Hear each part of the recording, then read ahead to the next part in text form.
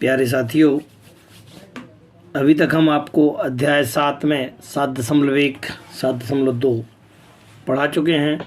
अब हम आज आपको एनसीईआरटी का प्रश्नावली 7.3 निर्देशांक ज्यामिति का अध्ययन कराएंगे।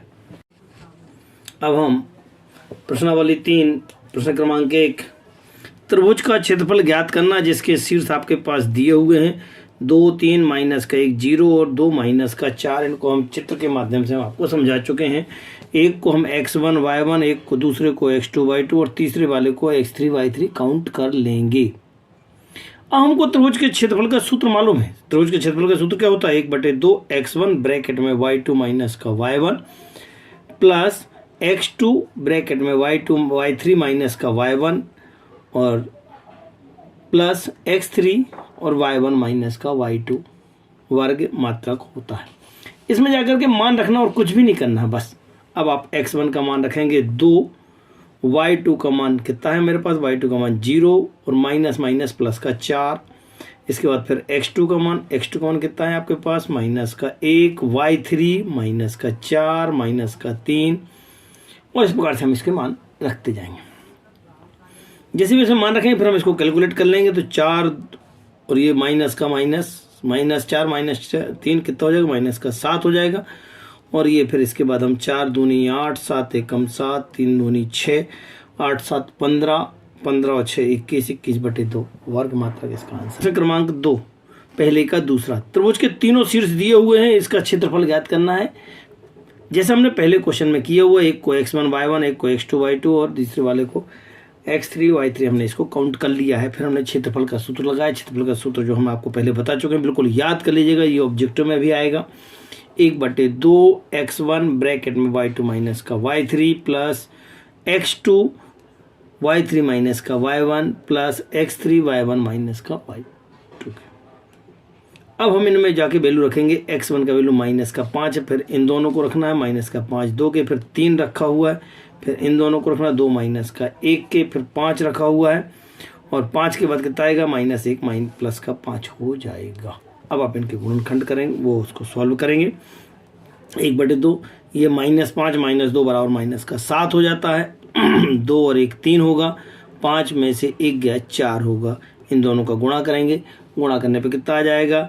5 7 35 के, 3 3 9, 5 चौको 20 और इसी के साथ इन सबको जोड़ लेंगे। 64 64/2, क्योंकि 2 बाहर था, हम 2 का भाग देंगे, कितना आंसर आ जाएगा? 32 वर्ग इकाई इसका आंसर होगा। के का मान ज्ञात करना है जबकि तीनों बिंदु संरेखी हैं। अरे संरेखी किसे कहते हैं? जब त्रिभुज जो बन रहा था यहाँ पे 1 2 3 बिंदु संरेखी, मतलब कोई त्रिभुज नहीं बनेगा। और जब त्रिभुज नहीं बनेगा तो त्रिभुज का क्षेत्रफल कितना हो जाएगा? 0 हो जाएगा। तो एक्चुअल में हमको त्रिभुज के क्षेत्रफल का ही सूत्र यहाँ लगाना और उसको 0 रखना है। अब आपके पास 3 बिंदु दिए हुए हैं। 3 बिंदु दिए हुए हैं, क्या था? 7 - 2, 5 1 3 के, हम इनका मान यहाँ पे रख देंगे।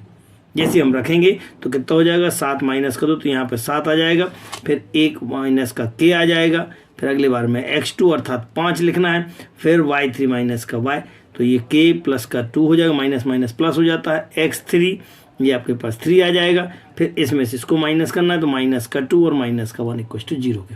थोड़ा सा और सॉल्व कर लिया है, ये अंदर मल्टीप्लाई कर लिया ब्रैकेट को, 7 - 7 के, फिर यहाँ पे 5 के, 5 दूनी 10, 3 दूनी 6 और 3 एकम 3 के वाले पदों को एक साथ रखा है। जितने भी के थे ये 2 थे के वाले, फिर संख्याओं को और इनको संख्या वालों को जोड़ लिया है। 7 में से 5 जाएंगे, -2 के, 10 7 17, 6 9 6 15। अब आप इनको और सॉल्व करेंगे, 2 को वहाँ ले जाएंगे, -2, फिर आप इस 2 का भाग दे देंगे और k बराबर -1। इस प्रकार से हम कह सकते हैं कि k बराबर -1 के लिए दिए गए तीनों बिंदु संरेख होंगे। जैसा कि हम पहला प्रश्न हम आपको समझा चुके हैं, संरेखी होने के लिए ये त्रिभुज के क्षेत्रफल वाला शून्य हो जाता है। यहाँ पर बिंदु कितना है आपके पास? 1 8 k -4 और 2 -4 है। प्रश्न क्रमांक दूसरे का दूसरा। अब आप यहाँ पे जाके सारे मान रख देंगे, मान रखने जाएंगे। x1 का मान 8 -4 माइनस माइनस प्लस का 5 हो जाएगा। यहाँ पे जब हम x2 डालेंगे तो हम y3 माइनस का y1 तो माइनस का 5 माइनस का 1 डालेंगे, फिर x3 डालेंगे तो कितना हो जाएगा y1 माइनस का y2 तो माइनस और माइनस प्लस का 4 हो जाएगा। और ये कितना हो जाएगा 5 में 4 गया 1 आ जाएगा, माइनस का 5 माइनस का 1 इक्वल टू माइनस का 6 बन जाएगा, 4 और 1 5 हो जाएगा, 8 एकम 8 5 दूनी 10 6 एकम 6 माइनस का संख्याओं को पास पास ले लिया, 8 और 10 18 हो जाएगा, 18 उधर जाएगा, जैसे 18 उधर जाएगा तो 18 में से हम 6 का भाग दे देंगे, माइनस से माइनस कैंसिल हो गए, 6 3 18 और हम इसी के साथ कह पाएंगे कि हमारा k का मान कितना आया है 3 आएगा। प्रश्न क्रमांक तीसरे में एक त्रिभुज के शीर्ष दिए हुए हैं, ये मैंने यहाँ पे नोट कर लिए हैं, के मध्य बिंदुओं को मिलाने वाले त्रिभुज का क्षेत्रफल और बड़े त्रिभुज के क्षेत्रफल का अनुपात ज्ञात करना है। तब के लिए हम क्या करेंगे, पहले तो बड़े त्रिभुज का क्षेत्रफल निकाल लो, फिर छोटे त्रिभुज के बिंदु निकाल लो, क्योंकि ये मध्य बिंदु है, इसका मध्य बिंदु D है, इसका AC का मध्य बिंदु E है। पहले आप बड़े वाले का त्रिभुज का क्षेत्रफल निकालेंगे तो ABC का क्षेत्रफल, त्रिभुज ABC का क्षेत्रफल, बिंदु हमको दिए हुए थे 0 माइनस का 1 2 1 और 3 0 3 के दिया हुआ है। वैल्यू रखेंगे और इसको सॉल्व करने का प्रयास करेंगे। कितना हो जाएगा, यहाँ पे वैल्यू रखेंगे, ये 0 हो जाएगा और ये 1 माइनस का 3 बन जाएगा, फिर अगले बार में 2 रखेंगे, 3 माइनस माइनस प्लस का 1 बन जाएगा, फिर 0 रखेंगे तो कितना हो जाएगा माइनस का 1 और माइनस का 1, y1 माइनस का y2 माइनस का 1 माइनस का 1 हो जाएगा। अब क्या होगा, चूंकि इसमें 0 का मल्टीप्लाई करना है इसलिए पूरा 0 हो गया, इसमें भी 0 का पूरा मल्टीप्लाई करना है, ये 0 हो गया है, गुणा करने पे 3 एकम 3 और 3 और 1 4 4 तो यहाँ 4 लिख दिया, 4 दूनी 8 8 और 2 का भाग दे दिया, अगर 8 में 2 का भाग दिया तो कितना आ जाएगा 4 वर्ग इकाई आ जाएगा। अब क्या निकालना था, इस चित्र के माध्यम से देखते जाना, AB के मध्य बिंदु F के निर्देशांक निकालना है, BC के मध्य बिंदु D के निकालना हो और AC के मध्य बिंदु E के निकालना।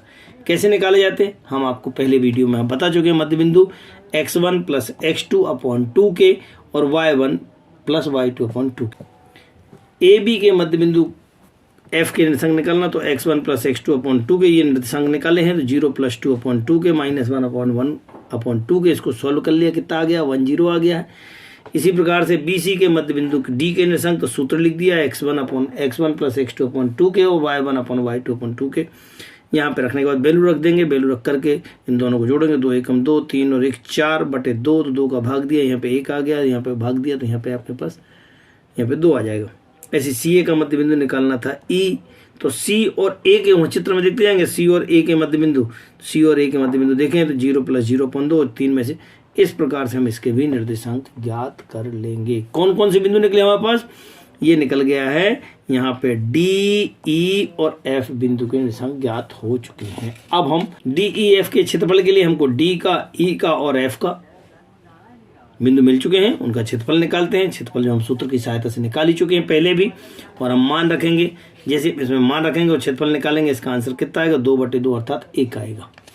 तब जो हमारा प्रश्न था वो प्रश्न क्या था, हमारे प्रश्न में कहा गया था कि मध्य बिंदुओं को मिलाने वाले त्रिभुज DEF का क्षेत्रफल और बड़े वाले का छोटे वाले अपॉन बड़े वाले के क्षेत्रफलों का अनुपात कितना होगा, आंसर कितना हो जाएगा 1:4 होगा। और उस चतुर्भुज का क्षेत्रफल ज्ञात कीजिए जिसके शीर्ष क्रम से दिए हुए हैं 1 2 3 4 बिंदु, 1 2 3 4 बिंदु दिए हैं। अब इसको क्षेत्रफल ज्ञात करने के हम इसको त्रिभुज के रूप में लिख लेते हैं, किसी एक डायगोनल को विकर्ण को मिला देते हैं, BD को मिला दिया है, हमारे पास 2 त्रिभुज तैयार हुए हैं। कौन कौन से, ABD और BCD। हम पहले एक का त्रिभुज का क्षेत्रफल निकालेंगे, फिर बाद में दूसरे का निकालेंगे, दोनों को जोड़ देंगे तो पूरे बड़े वाले का क्षेत्रफल ज्ञात हो जाएगा। अब त्रिभुज ABD का क्षेत्रफल ज्ञात करना है। हम आपको यहाँ पे समझाना चाहते हैं कि ABD के बिंदु कितने हैं, A, B और D इनके निर्देशांक हमारे पास हैं यहाँ पे, माइनस का 4 2 माइनस 3 5 2 3, इन तीनों बिंदुओं के निर्देशांक की सहायता से त्रिभुज ABD का क्षेत्रफल ज्ञात करेंगे। सूत्र हमारे पास है पहले से 1/2 x1 y2 माइनस का y3 plus x2 y3 minus का y1 प्लस x3 ब्रैकेट में y1 माइनस का y2। अब इन सूत्रों का मान रखते जाएंगे। x1 माइनस का 4 है, y2 माइनस का y3 तो -5 माइनस का 3 फिर x2 मतलब माइनस का 3, y3 माइनस का तो ये 3 और माइनस माइनस प्लस का 2, फिर x3 रखेंगे 2, अब y1 माइनस का y2, सो y1 माइनस का y2 माइनस माइनस प्लस का 5। अब इनको थोड़ा सा सॉल्व कर लेते हैं। ये कितना हो जाएगा, -3 - 5 = -8 के, 3 और 2 5 के, 5 में से 2 गए 3, इनको 4 और 8 32, 5 तिया 15, 2 तिया 6, इनको सबको पकड़ के सॉल्व कर लिया, इनको प्लस कर लिया, 32 और 6 38 - 15 अर्थात 23/2 भाग दे दिया 11.5 वर्ग मात्रक इसका आंसर होगा। मैं आपसे पहले बता चुका हूँ कि अब हम इसका क्षेत्रफल ज्ञात कर चुके हैं। हमें किसका निकालना है, BCD का निकालना है। तब त्रिभुज BCD का क्षेत्रफल में भी सूत्र लगाएंगे। सूत्र लगा करके बिंदु हमारे पास दिए हैं, BCD तीनों बिंदु दिए हुए, इन सूत्रों को रखेंगे, पॉइंटों को बिंदुओं को रखने के बाद इनको हल करेंगे। 3 और 2 5 माइनस का, 5 3 8 के, और माइनस का 5 में से 2 गए माइनस का 3 के, 5 तिया 15, 8 तिया 24, 3 दूनी 6, और इनको सबको सॉल्व कर लिया। 39 माइनस का 6 33/2 अर्थात 16.5 के। कुल क्षेत्रफल निकालना तो जो पहले हमने 11.5 निकाला था और ये 16.5 दोनों को जोड़ देंगे। चतुर्भुज का क्षेत्रफल, ABD का क्षेत्रफल और BCD का क्षेत्रफल दोनों को जोड़ देंगे। 11.5 और 16.5 दोनों को जोड़ेंगे, कितना जाएगा, 28 वर्ग मात्रक होगा। इस प्रकार हम कह पाएंगे कि बड़े वाले ABCD चतुर्भुज का क्षेत्रफल 28 वर्ग मात्रक होगा। हमारे वीडियो आपको अभी तक के अच्छे लगे होंगे, ऐसा हमें पूर्ण विश्वास है। कृपया हमारे वीडियो को लाइक करें, सब्सक्राइब करें, और कैसा लगा वो कमेंट बॉक्स में ज़रूर लिखें, और ज़्यादा से ज़्यादा लोगों को भेजने का प्रयास करें। जिन्होंने अभी तक सब्सक्राइब नहीं किया है कृपया सब्सक्राइब कर लीजिए, बेल आइकन दबाएं। सहयोग के लिए धन्यवाद।